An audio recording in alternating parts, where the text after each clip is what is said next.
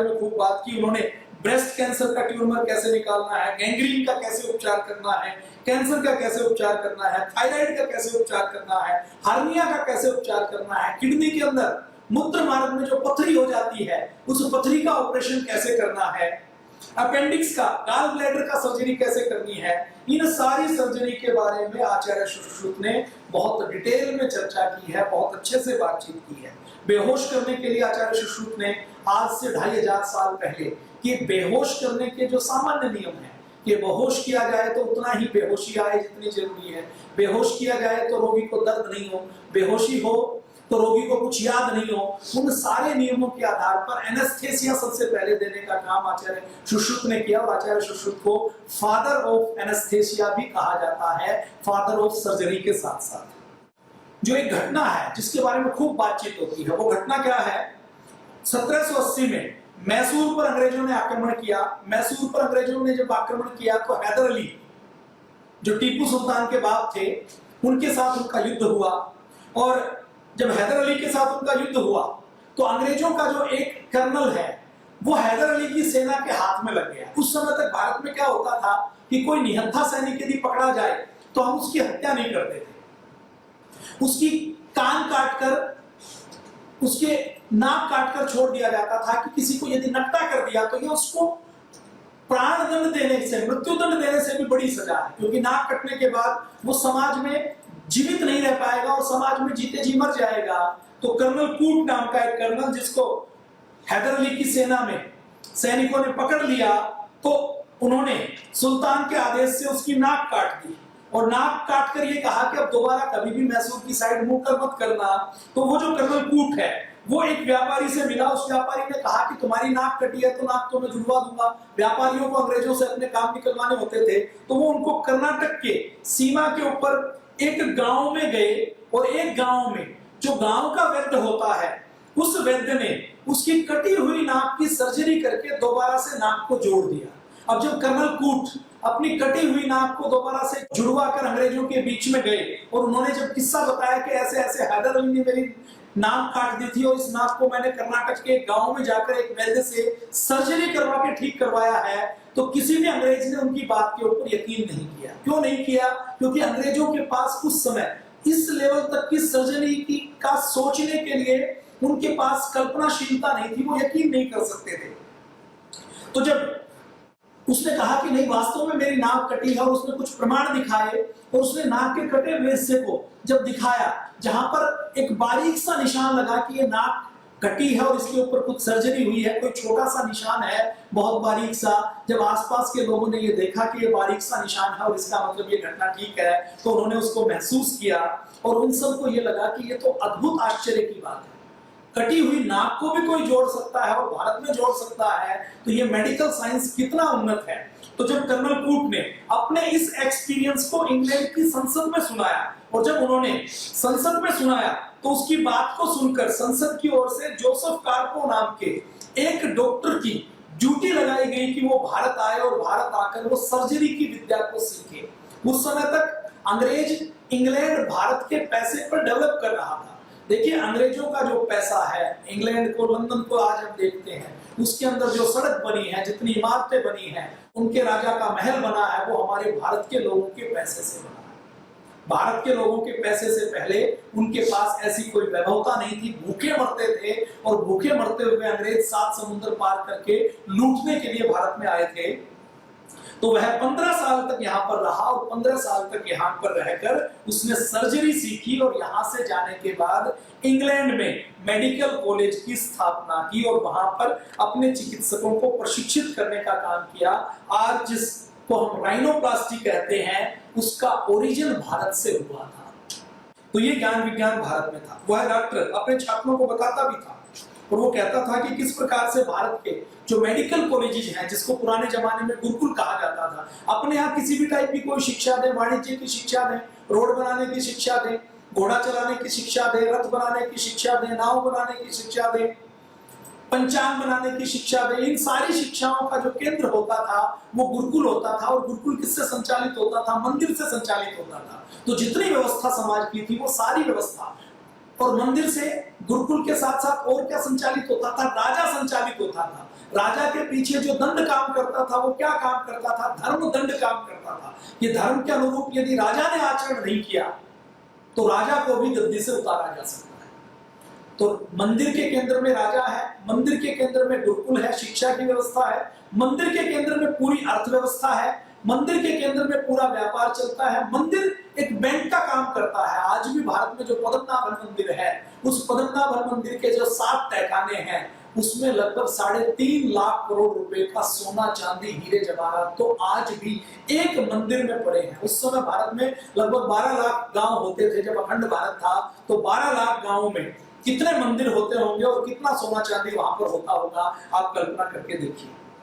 और उस समय जो हमारे मेडिकल कॉलेजेस में जो पढ़ाई होती थी वो डोनेशन लेकर पढ़ाई नहीं होती थी।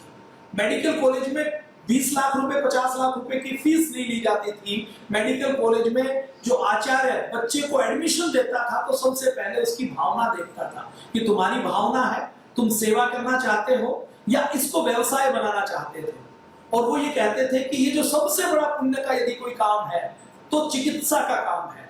आचार्य ये कहते थे और आयुर्वेद ये कहता है कि इस दुनिया में जो प्राण देने का काम है वो पहले तो ईश्वर करता है और ईश्वर के बाद धरती के ऊपर किसी बीमार व्यक्ति को प्राण देने का, जीवन देने का काम यदि कोई करता है तो वो वैद्य करता है, वो डॉक्टर करता है। तो ऐसे वैद्यों को तैयार किया जाता था। उनके मन में ये भावना भरी जाती थी कि तुम्हें तो मोक्ष की प्राप्ति करनी है और तुम्हें तो ये सेवा का माध्यम मिला है, ये तुम्हारे लिए कोई धन कमाने का माध्यम नहीं है।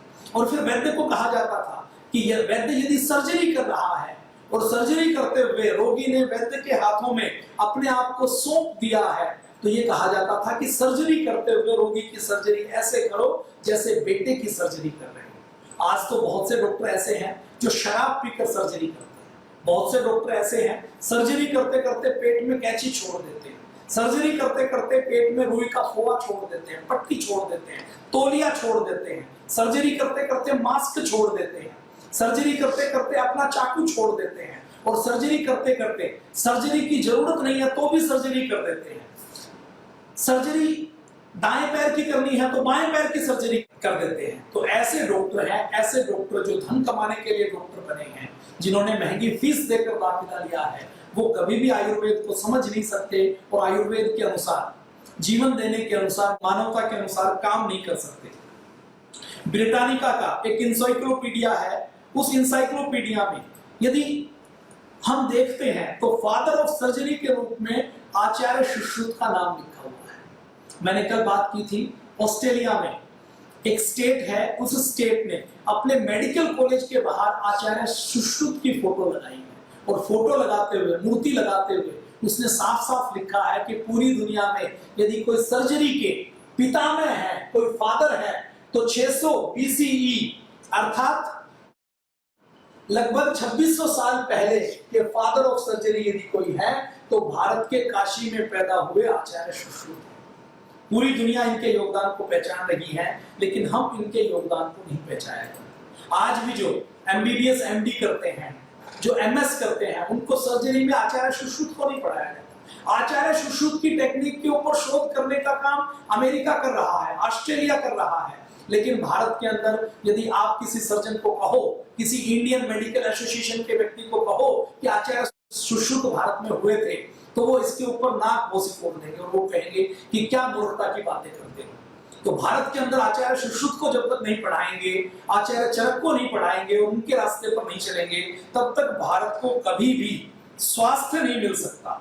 आचार्य सुश्रुत ने वो क्या किया, देखिए, जब इंग्लैंड के लोगों को यह नहीं पता था कि जख्म कैसे होता है, चोट कैसे लगती है, सर्जरी करनी है, जैसे सर्जरी कैसे होती है 15वीं 16वीं शताब्दी तक इंग्लैंड में सर्जरी क्या होती थी कि किसी का कोई घाव सड़ गया तो उसको काट दो, किसी की कोई उंगली सड़ गई, मान इन्फेक्शन हो गया तो उंगली को काट दो, ऐसी सर्जरी होती थी। जो कसाई वाली सर्जरी है वो सर्जरी होती थी। और जो सर्जरी भी करते थे उस सर्जरी को करने में जो सर्जन होता था, सर्जन नहीं होता था, जो उनका जो कसाई टाइप का व्यक्ति होता था, कुछ कसाई जानवरों को काटते थे, कुछ कसाई आदमियों की काम करने का सर्जरी का। वो घोड़े पे बैठ के आते थे, लंबा सा एक चोगा और कोट पहनते थे, उस कोट को 2-2 साल तक, 5-5 साल तक धोते नहीं थे, उनको क्योंकि इन्फेक्शन नाम की चीज का पता नहीं था, बैक्टीरिया वायरस का नहीं पता था, तो उसी कोट को जब वो सर्जरी करने के लिए निकलते थे तो पहन लेते थे, और जो उस्तरा साथ रखते थे उसको कभी धोते नहीं थे, कभी उबालते नहीं थे, अपने चाकू को उसी कोट के ऊपर ऐसे पोंछ लेते थे, मवाद उसके ऊपर लगा रहता था, खून उसके ऊपर लगा रहता था, अलग अलग लोगों की बीमारियां, उसके बैक्टीरिया, उसके वायरस उसके ऊपर लगे रहते थे, और उसी चाकू से वो एक व्यक्ति को काटते थे, फिर दूसरे व्यक्ति को काटते थे, फिर तीसरे व्यक्ति को काटते थे, ऐसे काटते काटते वो सर्जरी करते थे। अब यूरोप में 15वीं शताब्दी में ऐसी सर्जरी हो रही है, और आचार्य सुश्रुत 2500 साल पहले क्या लिख रहे हैं, वो कहते हैं कि सर्जरी यदि करनी है तो किस अवस्था में सर्जरी की जरूरत है, कितनी सर्जरी करनी है, सर्जरी कैसे करनी है, सर्जरी करते हुए मूर्छित कैसे करना है, सर्जरी कर ली तो सर्जरी करने के बाद में क्या करना है ताकि कोई किसी भी प्रकार का इंफेक्शन नहीं हो, सर्जरी 100% सक्सेसफुल हो। इन सारे विषयों के ऊपर कि ऑपरेशन से पहले क्या करना है, ऑपरेशन के दौरान क्या करना है और ऑपरेशन के बाद क्या करना है, ये सारे विषयों के ऊपर गंभीर चिंतन करने का काम आचार्य सुश्रुत ने 2500 साल पहले किया है। और ये जो 2500 साल है, ये 2500 साल नहीं है, ये 2500 साल कई हजार साल, कई लाख साल पुरानी हमारी वो परंपरा है जो श्रुति परंपरा से गुरु से शिष्य को बताते रहे, गुरु से शिष्य को समझाते रहे, वो परंपरा है। कोई भी पांडुलिपि जो ताड़पत्र पर है, जो किसी पत्र पर है, भोजपत्र पर है, उसकी आयु 2-2500 साल से ज्यादा नहीं होती। एक ही जो कागज है, इस कागज की आयु 200 साल से ज्यादा नहीं है। 200 साल के अंदर, 300 साल के अंदर, 400 साल के अंदर ये कागज प्रिजर्व करेंगे तो हो सकता है 400-500 साल रह जाए, नहीं तो ये खत्म हो जाएगा, इसको दीमक खा जाएगी, वातावरण से, नमी से ये टूट जाएगा, ये ब्रेक हो जाएगा, ये मिट्टी में मिल जाएगा, ये होता है। अब ये ताड़पत्र, भोजपत्र 2500 साल पुराने हो ही नहीं सकते, लेकिन उससे पहले भी 2500 साल पहले अचानक ये ज्ञान कहीं से नहीं आया। ये ज्ञान की वो जो परंपरा थी, ये पीढ़ियों से विकसित होता हुआ ज्ञान है, जिसमें किसी एक व्यक्ति ने नहीं, कई हजार वैज्ञानिकों ने, साइंटिस्टों ने रिसर्च किया, और रिसर्च करने के बाद उन्होंने सुव्यवस्थित एक ग्रंथ का रूप देने का काम किया है। अब सुश्रुत और क्या करते थे, सुश्रुत न्यूरो सर्जरी भी करते थे, जो मस्तिष्क की बहुत बारीक बारीक नसें हैं उनकी सर्जरी करने का काम भी करते हैं। अभी थोड़े दिन पहले डिस्कवरी चैनल के ऊपर एक कार्यक्रम आया जिसमें उन्होंने दिखाया कि 2500 साल पहले की कुछ खोपड़ियां मिली हैं, और उन खोपड़ियों के अंदर सर्जरी करने के निशान है बारीक बारीक, और वो जो खोपड़ियां हैं वो बताते हैं कि भारत के अंदर मस्तिष्क की भी सर्जरी 2500 साल पहले की जाती थी। हो सकता है आप में से जो लोग मुझे सुन रहे हैं वो पागल कहें, हो सकता है आपको यकीन नहीं हो। देखिए, नालंदा विश्वविद्यालय जब रेत के खंडरों में दबा हुआ था और उस अंग्रेज ने उसको नहीं निकाला तो वेलसान को भी लोग पागल कहते।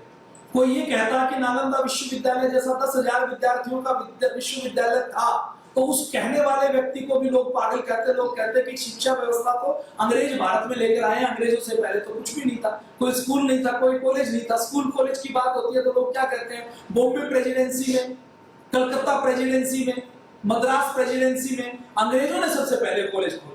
कॉलेज की आप हिस्ट्री खोलते हैं शैक्षिक संस्थानों की, तो 16वीं, 17वीं, 18वीं शताब्दी के अंग्रेजों के खोले हुए विश्वविद्यालयों की सूची आती है। जो पुराने नालंदा तक्षशिला की जब बात आती है तो लोग कहते हैं कि ये तो मिथ है, ये तो पुराण है, ये तो कहानियां हैं, ये तो कभी इतिहास में हुए नहीं, ये तो कहानियां हैं, ये तो कथाएं हैं जो लोगों ने बना दी हैं। तो आगे सुश्रुत और क्या करते थे, सुश्रुत ये करते थे कि प्लास्टिक सर्जरी यदि करनी है तो स्किन के किस भाग से स्किन लेनी है और स्किन को कितना काटना है ताकि उसमें ब्लड का फ्लो बना रहे, ताकि वो स्किन डेड ना हो। इसी प्रकार से वो आचार्य सुश्रुत और क्या करते थे, आचार्य सुश्रुत ये कहते थे कि जितने आज भी, मैं यदि बात करूं तो एक बीमारी होती है बवासीर, पाइल्स या भगंतर या फिस्टुला जिसको बोलते हैं, उसका एलोपैथी की सर्जरी से यदि हम उपचार करते हैं तो एलोपैथी की सर्जरी से उसका ठीक से उपचार नहीं हो पाता।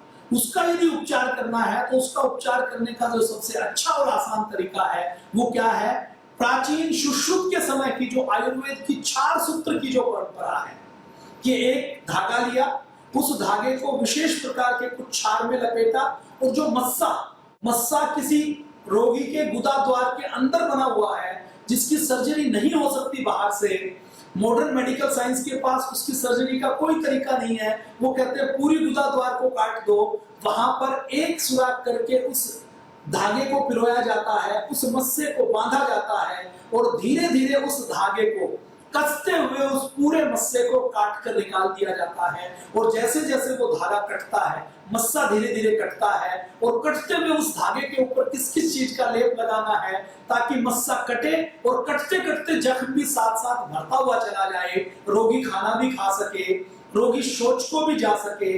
ऐसी 4 सूत्र की टेक्निक से सर्जरी तो आज भी पतंजलि योगपीठ के अंदर होती है और देश विदेश के मरीज जाकर 4 सूत्र की विधि से अपना ऑपरेशन भगंदर का, पाइल्स का, फिस्टुला का यहाँ पर करवाते हैं।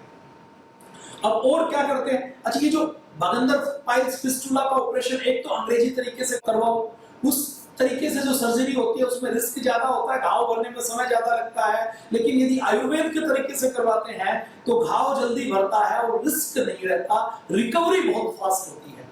और क्या है, शल्य चिकित्सा के बाद रोगी को घाव भरने के लिए त्रिफला, गूगल, अलग अलग रसायन, अलग अलग आंवले के चूर्ण, अलग अलग दूध मिला हुआ, हल्दी मिला हुआ दूध, गिलोय से बनी हुई औषधियां जो इम्यूनिटी को बूस्ट करें, जो anti bacterial, anti fungal, anti viral काम करें और इसके साथ साथ जो घाव को भरने के लिए पूरी ताकत दें, ऐसी सारी औषधियों का प्रयोग आज से 2500 साल पहले यदि आचार्य सुश्रुत ने लिखा है तो इसका मतलब कोई गहरा विज्ञान था। उस समय की दुनिया के किसी व्यक्ति को नहीं पता था का फाइटोकेमिकल्स क्या होता है, दवा क्या होता है, इम्यूनिटी क्या होती है, red blood cell, white blood cell क्या होती हैं, कोशिकाएं कैसे काम करती हैं, खून शरीर के अंदर कैसे दौरा करता है। जब किसी को ये ज्ञान नहीं था, जब माइक्रोस्कोप नाम का कोई चीज बनी नहीं थी, उस समय यदि हमारे ऋषियों ने एक एक चीज के ऊपर गहन चिंतन किया है तो इसका मतलब वो बहुत बड़े साइंटिस्ट थे, बहुत बड़े वैज्ञानिक थे, वो कोई ऐरे गहरे नत्थु गहरे नहीं थे। और क्या है, सुश्रुत संहिता है क्या? अभी सुश्रुत संहिता ये 2 खंडों में है। 2 खंडों में कैसे है, इसमें एक पूर्व तंत्र है और एक उत्तर तंत्र है। पूर्व तंत्र के 5 भाग हैं। पहला है सूत्र स्थान, उसके बाद है निदान स्थान, उसके बाद है शरीर स्थान और उसके बाद है कल्प स्थान और कल्प स्थान के बाद है चिकित्सा स्थान। पूर्व तंत्र में 120 अध्याय हैं। पूर्व तंत्र में सूत्र स्थान है, निदान स्थान है, शरीर स्थान है, कल्प स्थान है, चिकित्सा स्थान है। यदि हम चरक संहिता की बात करें या अष्टांग हृदय की बात करें तो इनमें भी 120 अध्याय हैं। आयुर्वेद के जो प्रथम 4 अंग है, शल्य तंत्र है, अगत तंत्र है, रसायन तंत्र है, वाजीकरण है, उसकी विस्तृत चर्चा आचार्य सुश्रुत करते हैं। जो उत्तर तंत्र है उसमें 64 अलग अलग चैप्टर दिए गए हैं। हर चैप्टर में मेडिकल साइंस की हर चीज को कवर किया गया है। आयुर्वेद के शेष 4 अंग, शल्य, अगत, रसायन, वाजीकरण को छोड़कर जो शालक्य तंत्र है, कौमार भृत्य है और काय चिकित्सा और भूत विद्या का विस्तृत विवरण उन्होंने उत्तर तंत्र में दिया है। अच्छा, इस तंत्र को औपद्रविक तंत्र भी कहते हैं। वो ये कहते हैं कि शल्य क्रिया से होने वाले उपद्रवों से जो ज्वर होता है, जो पेचिस होती है, जो हिचकी होती है, जो खांसी होती है, ये अलग अलग प्रकार के जो कृमि रोग है, पांडु है, कमला है, इनसे कैसे बचा जाए इसकी डिटेल चर्चा इस तंत्र में आचार्य सुश्रुत करते हैं। उत्तर तंत्र का जो एक भाग है, शालक्य तंत्र है, उसमें आंख के बारे में, कान के बारे में, नाक के बारे में, सिर के बारे में वो विस्तृत चर्चा करते हैं। आचार्य चरक सुश्रुत जो कहते हैं ना कि नासाश्लेषो द्वार है, हमारे नाक और हमारे ब्रेन के अंदर एक ब्रेन ब्लड बैरियर होता है। अब ये जो ब्रेन ब्लड बैरियर है, इसके अंदर से कौन कौन सी औषधि जा सकती है, ये आचार्य चरक सुश्रुत 2500 साल पहले बात करते हैं। और आज के भी वैज्ञानिक ये मानते हैं कि सामान्य तौर पर यदि कोई औषधि दी जाती है तो वो ब्रेन तक सहज नहीं पहुंच पाती। ब्रेन तक पहुंचने के लिए नाक के माध्यम से जो औषधि दी जाती है, जिनकी चर्चा आचार्य चरक और सुश्रुत ने की, आधुनिक रिसर्च भी ये कहती है कि वो ब्रेन ब्लड बैरियर को क्रॉस करने का काम करती है।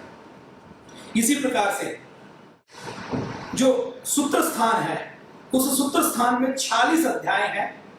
46 अध्याय में अस्त्रों के बारे में, शस्त्रों के बारे में, यंत्र के बारे में, उपयंत्र के बारे में पूरी जानकारी है। आचार्य सुश्रुत ने अपने इस स्थान में 100 से अधिक अस्त्रों और शस्त्रों की बात की, शल्य शस्त्रों की बात की। शल्य शस्त्र क्या है? जो उपकरण है जो सर्जरी में काम करते हैं कि काटना है तो कैसे काटना है, गहराई से काटना है, सिलना है, कहीं से कुछ मवाद, कुछ टॉक्सिन्स निकालने हैं, उन सब के बारे में बात की है। और वो कहते हैं कि शस्त्र कैसे हों, जो उपकरण कैसे हों, सर्जिकल इंस्ट्रूमेंट कैसे हों। वो कहते हैं कि जितने भी शस्त्र हैं इनकी मूठ पकड़ने में मजबूत होनी चाहिए, ऐसा नहीं कि कट कहीं लगाना है कट कहीं लग जाए। वो कहते हैं इनके जितने भी ज्वाइंट्स हैं वो बहुत मजबूत होने चाहिए। वो कहते हैं कि वो चमकीले होने चाहिए। चमकीले मतलब बिल्कुल पॉलिश किए हुए होने चाहिए ताकि उनमें किसी भी प्रकार से बैक्टीरिया वायरस अपनी जगह नहीं बना सकें। वो कहते हैं वो बहुत तीखे होने चाहिए, पूरी तरह से शार्प होने चाहिए, जिस हिस्से को जितना काटना है उतना ही काट सके, बाल को भी 2 हिस्सों में काट सके, खड़े हुए बाल को। फिर वो कहते हैं कि शस्त्रों को, सर्जिकल इंस्ट्रूमेंट को साफ उबाल कर कोमल वस्त्रों में लपेटकर संदूक के अंदर बंद करके रखना चाहिए, उनको खुला नहीं छोड़ना चाहिए, क्योंकि उबाल कर यदि खुला छोड़ा तो उसके अंदर फिर इंफेक्शन होने की संभावना है। जैसे आजकल जो सर्जिकल इंस्ट्रूमेंट को स्टरलाइज करने का एक बंद भट्टी सी आती है जिसके अंदर पानी या भाप उबलता रहता है और कई सौ डिग्री की भाप के ऊपर सर्जिकल उपकरण को उबाला जाता है और उबालकर सीधा उनको प्रयोग करने के बाद दोबारा उबालने के लिए डाल दिया जाता है। तो वैसे ही पुराने जमाने में आचार्य सुश्रुत को यह पता था कि सर्जिकल इंस्ट्रूमेंट यदि गंदे हुए तो उससे इंफेक्शन हो सकता है। हड्डियों के टूट जाने पर हड्डी कितने प्रकार से कैसे कैसे टूट सकती है। एक जगह से टूट सकती है, बिल्कुल भंगुर होकर टूट सकती है, क्रश हो सकती है। उसके लिए किस प्रकार की बांस की पट्टियों का प्रयोग करें। हड्डी यदि टूट गई तो उसको ठीक से कैसे बिठाया जाए। और आचार्य सुश्रुत बहुत अच्छे से जानते थे कि हड्डी यदि टूट गई, उस हड्डी को यदि जल्दी से उस हड्डी को जोड़ना है तो उस हड्डी को जोड़ने के लिए जो उस हड्डी को जोड़ने वाले जो तत्व हैं उनकी मात्रा शरीर में बढ़ाने के लिए कौन सी औषधि का प्रयोग करना चाहिए। और ये केवल आचार्य सुश्रुत नहीं जानते थे, अपने गांव में जो पशु चराने वाले चरवाहे हैं, जो गांव का अनपढ़ किसान है, वो भी ये जानता था कि किसी पशु की या आदमी की हड्डी यदि टूट गई तो कर्क, मैदा, आम या हल्दी का प्रयोग कर लेंगे तो उस हड्डी को बहुत अच्छे से जल्दी से जोड़ा जा सकता है। हड़जोड़ नाम की एक औषधि होती है, एक पौधा होता है जिसका प्रयोग किया जाता है कि हड्डी टूट गई तो उसको जोड़ने के लिए उसका कोई जवाब नहीं है। आधुनिक रिसर्च भी जब की गई तो ये पाया गया कि इनके अंदर जो फाइटोकेमिकल्स होते हैं वो ऐसे फाइटोकेमिकल्स होते हैं जो हड्डी को तेजी से जोड़ने का काम करते हैं। आगे आचार्य सुश्रुत क्या कहते हैं, वो कहते हैं कि अलग अलग जो जख्म होते हैं वो कितने प्रकार के होते हैं, कैसे कैसे होते हैं, और अलग अलग जख्मों का कैसे अलग अलग प्रकार से उपचार करना चाहिए। वो आगे कहते हैं कि सिर और चेहरा यदि कटफट जाए तो उसको टीका, उसको बंद कैसे लगाना है, उसको टाका कैसे लगाना है, उसकी सिलाई कैसे करनी है। और आचार्य सुश्रुत ने हजारों साल पहले ये कहा है कि यदि आजकल हम कई बार सुनते हैं ना घुलने वाले टाके, तो आचार्य सुश्रुत ने इतना तक कहा कि कुछ खास प्रकार की चींटी जिसको लगा दिया जाए तो वो अपने मुंह को दबा लेती है और उसके बाद उस जो चींटी का मुंह है बाकी हिस्से को तोड़कर चींटी का मुंह उसको जब दबाकर पकड़ लेता है, उसको छोड़ दिया जाए तो उसके टाके अपने आप डाइल्यूट हो जाते हैं। किस पशु की आंख के किस चीज के टाके बनाए जाएं जो स्किन के अंदर घुल जाएं, इन्फेक्शन नहीं करें, ये 2500 साल पहले आचार्य सुश्रुत को पता था। वो टाका लगाने के बारे में भी पता था। टाका लगाने की सुई, जो सर्जिकल टाका लगाया जाता है उसकी सुई विशेष प्रकार की होती है, वो विशेष प्रकार की सुइयां भी आचार्य सुश्रुत ने उस समय तक बनाई है। जख्मों में कोई लोहा घुस जाए तो उस लोहे को चुंबक का प्रयोग करके कैसे बाहर निकालें। सूजन कहीं पर आ गई तो उस सूजन के ऊपर कौन से लेप का प्रयोग करें कि वो सूजन ठीक हो जाए। जितने कच्चे घाव है, कोई घाव है कच्चा है, कहीं कोई मवाद है, कहीं कोई सूजन है, उसको कैसे पकाया जाए, उसके ऊपर कौन सी पुल्टिस बांधी जाए। आपको ध्यान होगा जब आप बचपन में गांव में रहते थे तो गांव में आपको फोड़ा फुंसी होता था, तो वो फोड़ा फुंसी कच्चा होता था तो दर्द करता था, दुख देता था। उसको पकाने के लिए आप धतूरे से लेकर, आग से लेकर तरह तरह के पत्ते बांधते थे, कई बार आटे की गोली बनाकर उसकी पुल्टिस बांधते थे। तो अलग अलग प्रकार की पुल्टिस बांधना, सिकाई करना, और खून यदि कहीं पर एक्युमुलेट हो गया, बड़ी सर्जरी नहीं हो सकती तो छोटी सर्जरी से खून कैसे निकालना है, उसका चीरा कैसे लगाना है, उसकी पूरी जानकारी, बिल्कुल तकनीकी जानकारी आचार्य सुश्रुत ने अपनी सुश्रुत संहिता में लिखी है। अभी हमने पतंजलि में एक प्रयोग किया। बहुत से ऐसे रोगी आते थे जिनका कंधे का दर्द है, जिनका कमर का दर्द है, जिनका घुटने का दर्द है, उनकी सर्जरी भी नहीं हो सकती क्योंकि सर्जरी करने लायक कोई चीज नहीं है। लेकिन उनके यहाँ क्या हुआ कि कहीं भी कोई ऐसा दोष जो रक्त का, शरीर का दोष चलते चलते कहीं घुटने के अंदर इकट्ठा हो गया, पानी इकट्ठा हो गया, मवाद इकट्ठा हो गया, खून ने अपनी प्रकृति को बदल लिया और वो कहीं टिश्यूज के अंदर, कहीं मांसपेशियों के अंदर जमा हो गया, उसको निकालने का कोई और तरीका नहीं है। तो आचार्य सुश्रुत ने उस समय कहा कि इसको यदि बाहर निकालना है और ये जो दोष है इस तक दवा नहीं पहुंच सकती, दवा वहां काम नहीं करेगी, तो दवा का फायदा नहीं हो सकता, सिकाई करेंगे तो भी वो दोष घुलकर खून में नहीं मिल सकता, उसको बाहर ही निकालना पड़ेगा। तो उन्होंने रक्त मोक्षण की बात की।